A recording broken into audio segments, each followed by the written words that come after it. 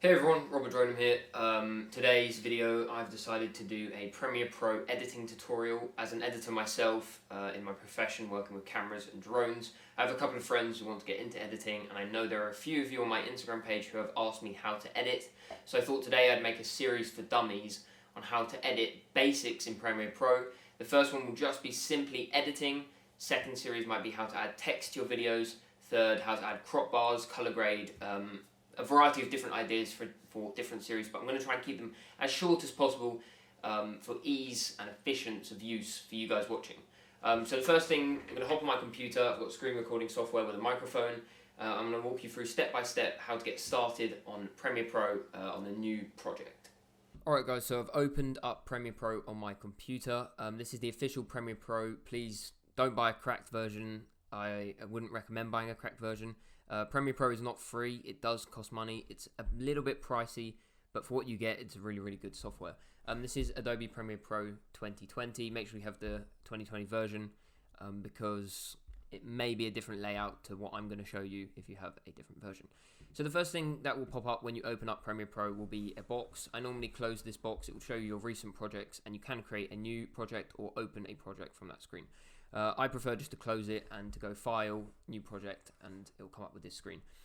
For most of the settings, just leave them exactly how they are. Location, I've already put it into a folder, videos for YouTube, how to edit for dummies, first series.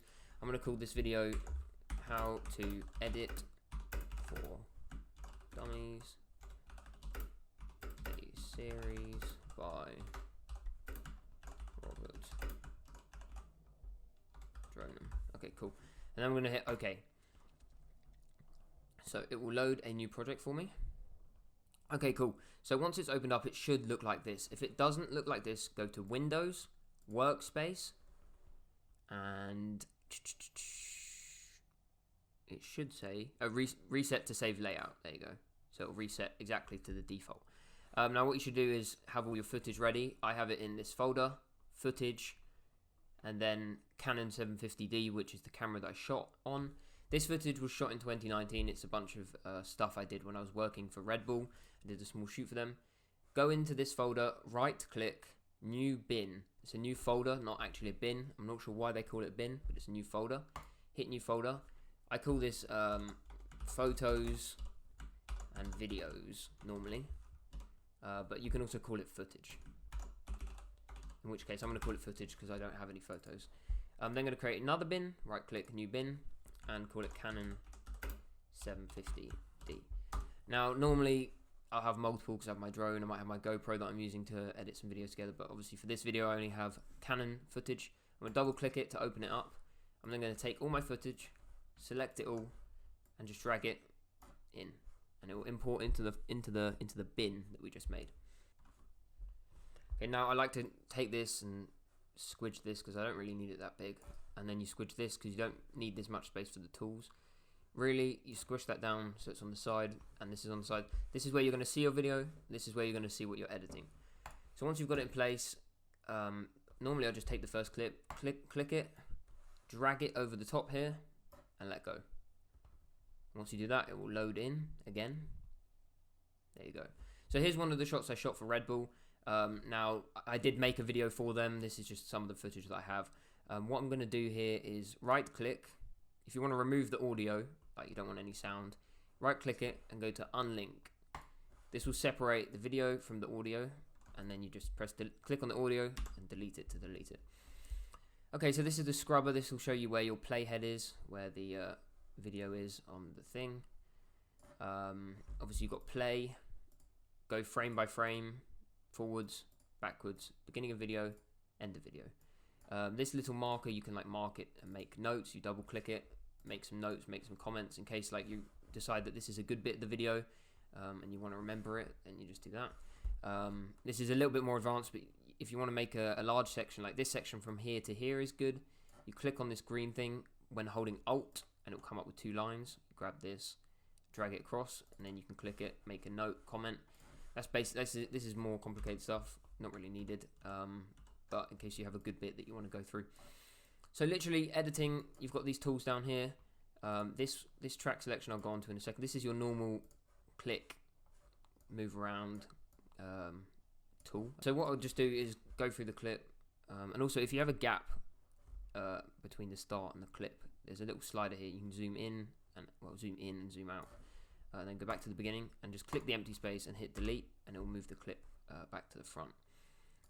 So we've got that first clip in there, 25, that's the sequence that we're on, and that's the actual clip. And we're just going to put 26 in there, 27 in there, and same for these clips too. These aren't the best clips, they were just a bit shaky, just some experimental stuff I shot. Unlink this, delete the audio file on here, click this one, unlink the audio file on this one as well, delete it. Okay, so you have, let's say we're going for like a fast-paced video, so you play it through, got some slow-moving kind of fast-paced, but you got a shot, and then you decide, okay, that's enough of the shot, you want to edit it. So you can either go down to here, the razor tool, and then in the brackets it says C, so I use the keyboard commands on my keyboard.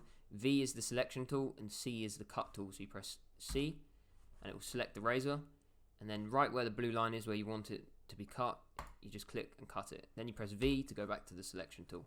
And I don't want this bit of the clip, just because for this experiment I don't want this part of the clip. So click it, hit delete, and it's gone. Then you click on this empty space, where you can either just drag it and move it, and if you have this magnetic tool here, you see it will snap into place with that black line. If you have that unclicked, it won't snap into place, so you have the risk of accidentally putting the clips over each other. So always have that ticked, and it will put the clips together with no gap.